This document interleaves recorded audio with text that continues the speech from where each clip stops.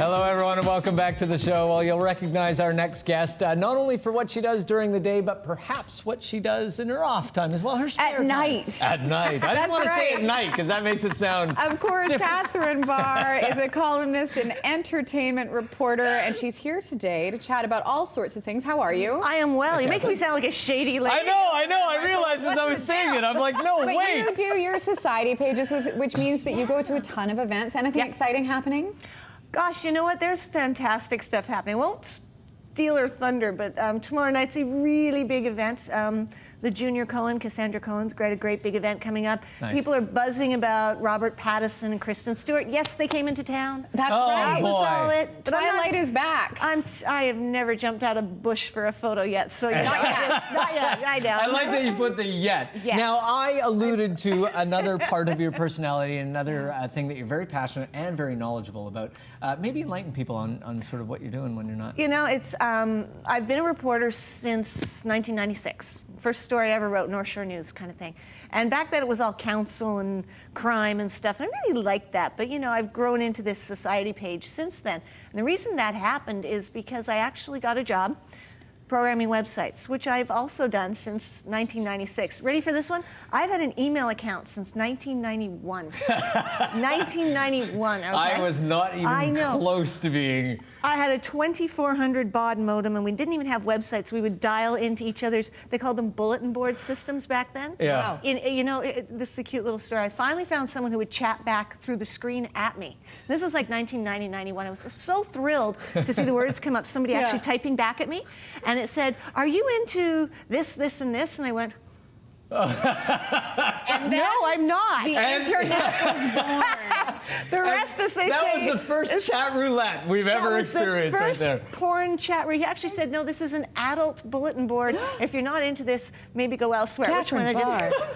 Okay, but we brought you here today to talk about social media. Yes. There's a lot of people touting themselves as experts these days. It's hard to filter the information or even know whether it's right for you to be on certain social media sites. So Well maybe put. give us your idea. Well, you know, what you're seeing now is a cross between old media and new media. You're seeing things come out of, you know, newspapers and TV and radio, and you're seeing almost, I don't want to call it a race to the bottom. Yeah. I don't want to call it a self-cannibalization, but it strikes me as a little strange that, you know, the front page scoop appears on Twitter and in social media 24 clear hours, maybe even longer, before it hits print nowadays. Well, that's the nature of the animal. So things are shifting slightly in how we get our news But and our I information. remember when this first started with blogging, especially. You know, blogging was the new reporting, and you know now Twitter is the new headline feeder, and it is. It's a great aggregation site, but it's really interesting to see. You know, I guess. I know well, it's difficult to understand how. Like Justin The Bieber cachet has is been put into trending this. for 2 years. Yeah, There's well, a problem.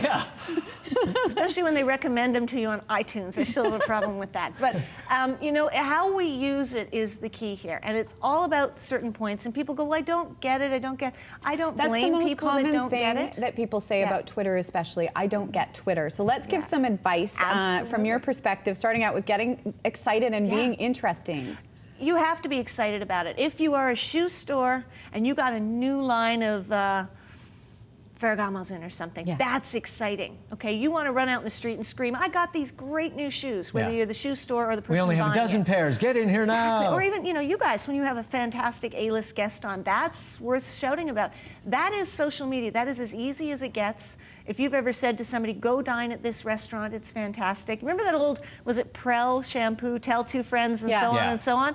That is social media. It's like the water cooler talk, whatever you're talking about. But the in people that 140 find you characters. interesting will find it interesting. Exactly, and Twitter's just a way of kind of shouting it. Radar O'Reilly is another example I use from MASH. Like, tonight's movie is, and That's a good having hash for example. dinner. That's kind of a tweet from MASH days. And what about So it's quality new. versus quantity? Because there's people out there that just are twittering everything that they do all day long. I just had a sandwich. Oh my God! Now I can't believe I ate a sandwich. My dog just pooped. That's very common. You one, know what? I've stopped following celebrities and their dogs. Okay, like God bless you, Jan Arden. I love you and I love your comedic sense of humor. I had to stop following her because I couldn't take any more of the dog poop stories. It was just, but that's kind of her thing, right? So that's cool. But people who like dog poo stories will follow Jan. She'll find, there is I a was poo gonna say. generation out there. No, it's true. The thing about it is, though, you guys, is you want to get. It's not the amount of people that follow you, okay? You guys are a household name. I'm a huge fan. You have thousands of fans, tens of thousands of fans in this city. The fact that you have a relatively moderate Twitter following of, say, between 3,000 to 5,000, which is high numbers for Joe Average. I'm okay? not at 3,000. Well, no. Well, she's a better Twitterer than you. Yeah, the I'm point very gets inactive. to be is that you play a numbers game and a popularity game, and it's not quite. There's a bunch of tricks out there. There's no way somebody sitting at home with a brand new blog who's kind of not interviewing A-listy type guests has 20,000 people following them. Now, Right. that's what their numbers say. But you ask yourself, what's the quality of that feed? You know, do you want to engage a person like that to just blurt all day long, to just make noise all day long? It's fantastic. What about being too but quiet? Silence is not golden on the internet. That's what happens to me. You're a little quiet. You I don't. listen, Yeah. Jeff. Well, you know what it is. It's almost that Jan Arden thing. Like I just don't want to share that much. I think people. Right. I just. You know what I mean? Like it's a strange thing, but. Silence really is a killer, especially well, that's in like social Oprah media. Winfrey. Do you really think she has time? Let's be honest here. Oprah has millions of followers, okay? But relative to her viewing audience, it's not a huge percentage of her viewing audience. Now, I don't believe she tweets for herself. If she does, great. It would sound But- like this. Yeah, it would be. Yeah, There'd be a we're lot of coming up vowels and everything. next. Exactly. But she has a way of attracting an audience regardless Right. because of her cachet with Now, But we you don't do have have to be active to a certain degree. you I mean, can't be quiet. The worst thing to do is get an account when you're not Oprah and you don't have 1,000 people to jump in and save you.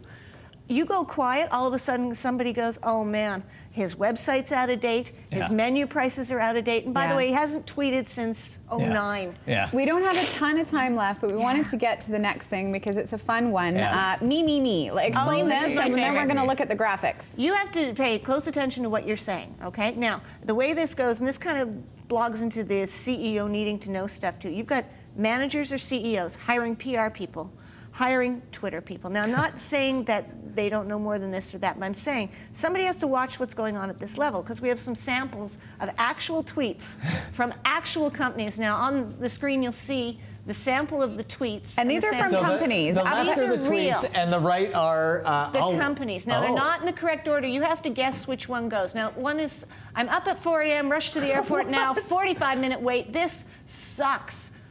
Who would have said that? I mean, that's inappropriate for any of these ones. But these Yeah. are all companies. And that's a good example when you are hiring, when you do not have time, whether you're Oprah Yes. Winfrey or you're running a hotel, You you have need to to know. hire the right person that can speak in the right voice for your company. Otherwise, people will think you're crazy. Show the next one because Yeah. this is worth it. what tweeted what, who tweeted. Now, I am Wow. appalled to see a 5-star, and it's a local 5-star hotel, having somebody under their name, I'm not calling them out, Saying, cool dude, check out the big big cheese cheese. picks trip to Oregon, and I don't get this Justin Bieber thing. Oh wow! Now, that came from a local 5-star hotel. A local 5-star hotel. Now, no offense, I don't care where you sit with Justin Bieber, Yeah. but with a $40 He's not staying million there anymore. tour, Yeah. his people are on Twitter. Yeah. His people saw that, and there's no way they're staying at your So hotel. danger or is any of don't your hire an hotels. intern to tweet for you unless you're going to pay them to do the right No, thing. hire an intern by all means, but overlook it as you would Yeah. every aspect Yeah. of your hotel. You wouldn't not clean the bathrooms. You wouldn't not look over maid service. You wouldn't not keep control of your company. This is your company's reputation. Well, Catherine, Love thank it. you so much. Of course, you can read Catherine's columns every Thursday in the North Shore Outlook, and you can listen to her Tuesday mornings on AM 650 radio at 8:50 a.m. during her Cat's Meow segment with host Jerry O'Day. And always, you can check in with her, guess what, on Twitter. Thanks, Catherine. Thank you Appreciate it. so much. Very Thank you. nice. We're gonna